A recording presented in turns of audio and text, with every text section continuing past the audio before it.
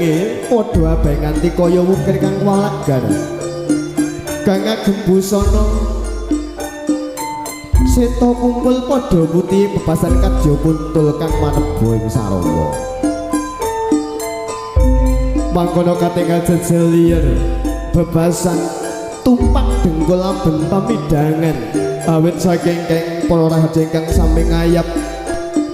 mariki jurung donga pangestu kasembadaning sedya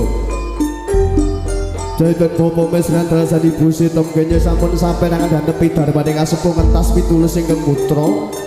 kusumaning ayu yayu kang mus keparang jatuh kama kusumaning bagus Andri Pambudi putra sayenipun bopo kali terasa dibu parsi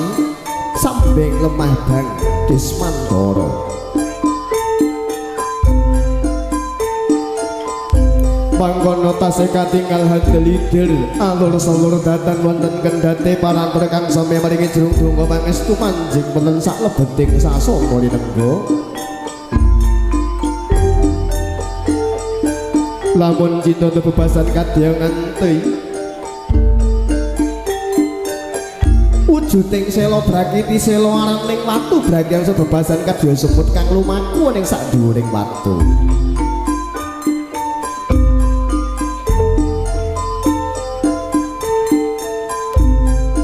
daya katingal gumbrega kang sami lenggah gupuh kang sami subuh